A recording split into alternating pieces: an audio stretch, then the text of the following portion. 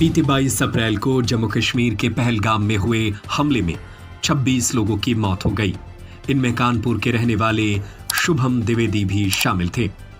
शुभम और उनके परिवार के सदस्य पहलगाम घूमने गए थे।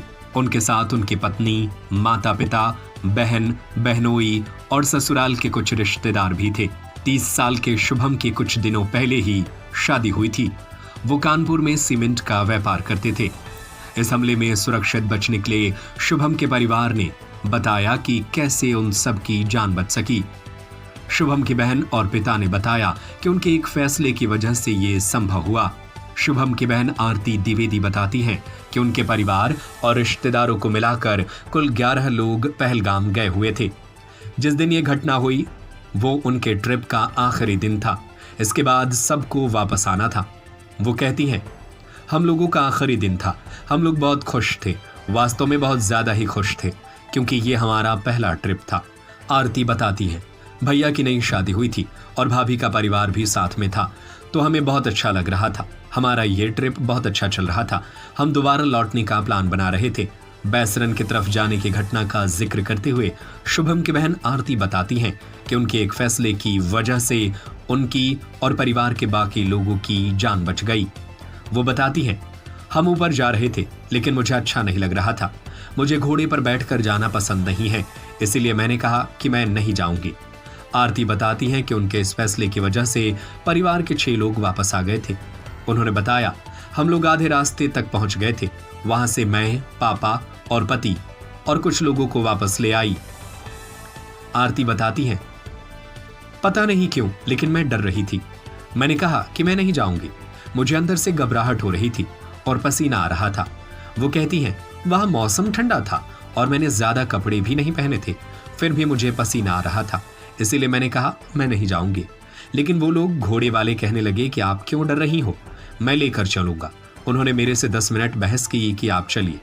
आरती बताती है, मैंने उन्हें सीधा कहा कि मैं आपको पूरे पैसे दूंगी, आपका एक भी पैसा नहीं काटूंगी, लेकिन ये मेरी मर्जी है, मैं नहीं जाऊंगी। आरती कहती हैं कि वो जबरदस्ती अपने परिवार के कुछ लोगों के साथ वापस आ गई। वो कहती हैं, अच्छा हुआ उनको लेकर आ गए, अगर नहीं आते तो ना तो मेरे पापा बचते और ना ही मेरे पति बचते, कोई नहीं बचता।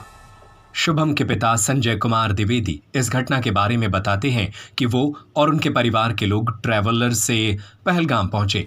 वहां से सभी 11 लोगों के लिए उन्होंने घोड़े का इंतजाम किया। संजय बताते हैं, हम सभी 11 लोग एक साथ चले। हमने 11 घोड़े किए हुए थे। जब हम फर्स्ट पॉइंट पर पहुंचे तो सबकी फोटो ली। उसके बाद मेरी बेटी ने कहा कि हमारी इच्छा नहीं है इसके आगे जाने की, हम वापस जाएंगे, अच्छा नहीं लग रहा है।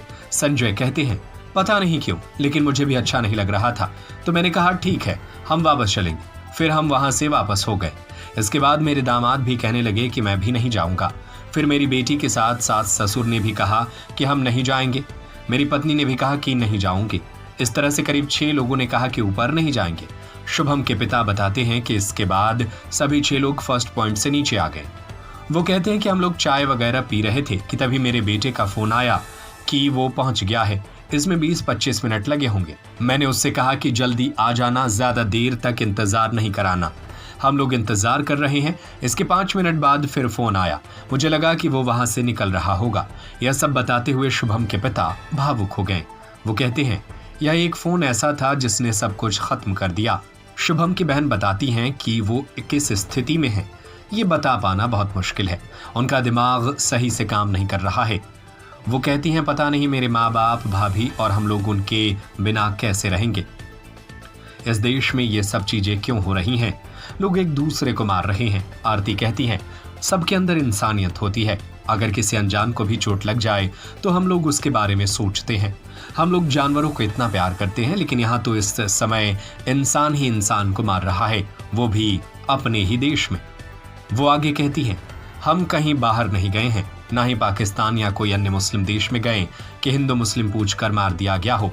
हम हिंदुस्तान में ही हैं, अपने देश में ही मर गए।